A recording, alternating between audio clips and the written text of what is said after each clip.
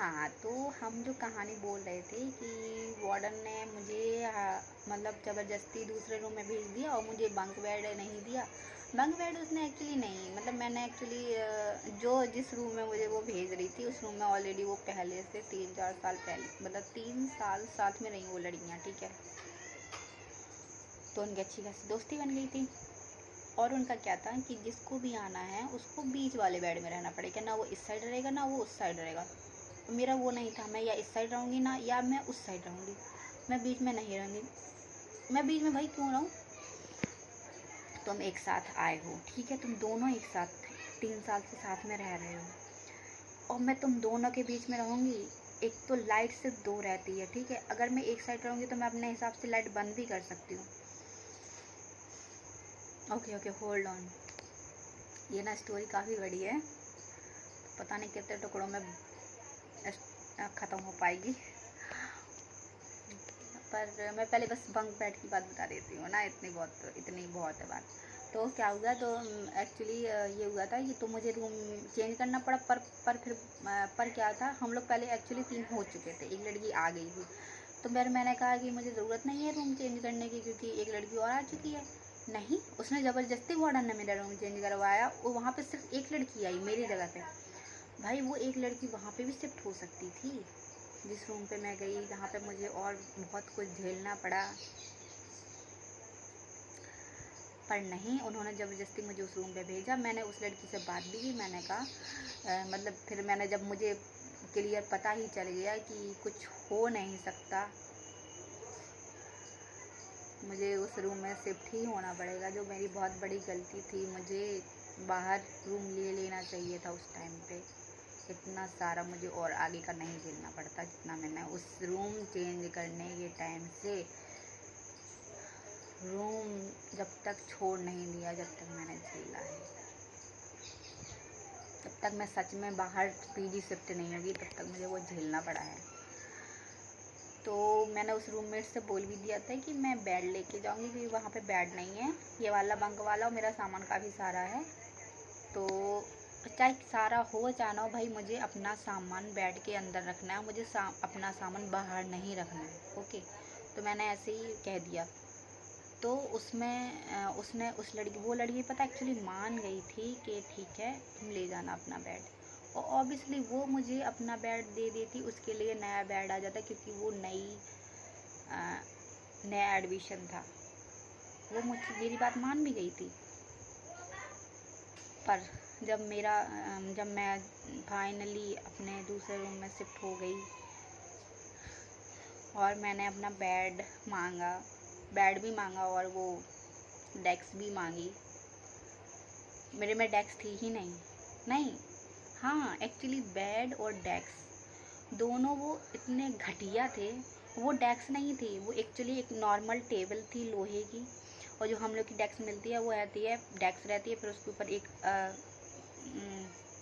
दो दो मतलब एक ड्रॉअर रहती है ऐसे बंद वाली, और एक उसके ऊपर ऐसे बंद रहता है, खुला रहता है ऊपर, तो ऊपर भी आप कुछ भी सामान रख सकते हो। वो डेस्क रहती है और नीचे भी ऐसे थोड़ी सी जगह बनी रहती है, तो अपने जूते चप्पल भी रख सकते हो।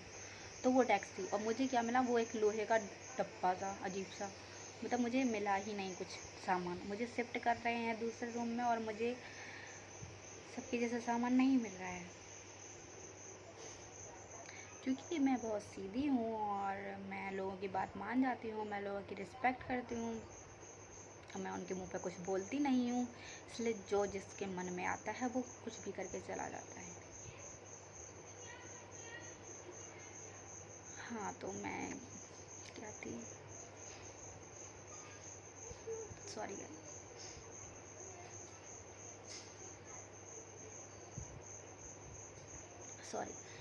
हाँ, तो फिर मैं क्या थी, मैंने उस रूम में चेंज किया, तो फिर मैं उस लड़की के पास गई और बोला कि चलो अब दे दो मुझे मेरा सामान, डेस्क भी और बेड भी।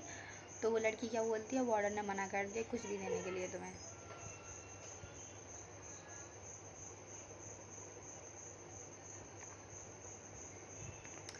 ये नतीजा मिलता है भाई। अब तो मुझे सच में लगता है हीरो बनने की कोई ज़रूरत नहीं है लाइफ में, विलन बनो भाई बेटा, विलन ही बनो। रिवेल किड सही कहता है।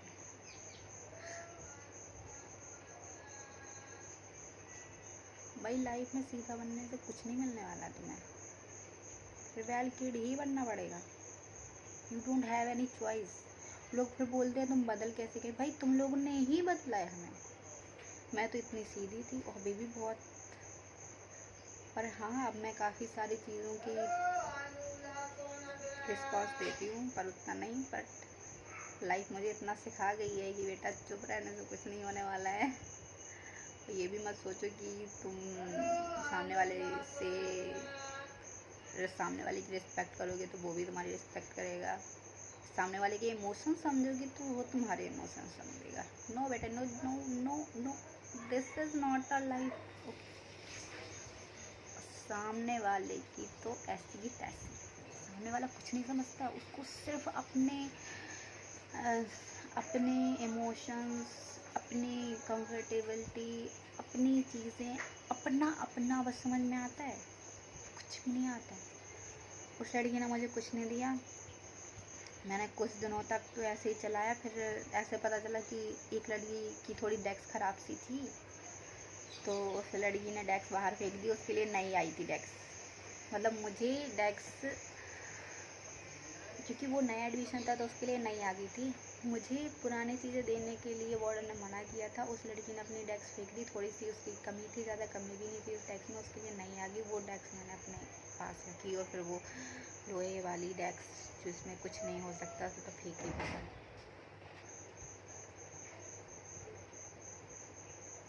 और बेड वही गवाही रहा क्योंकि वो तो किसी ने नहीं निकाला था।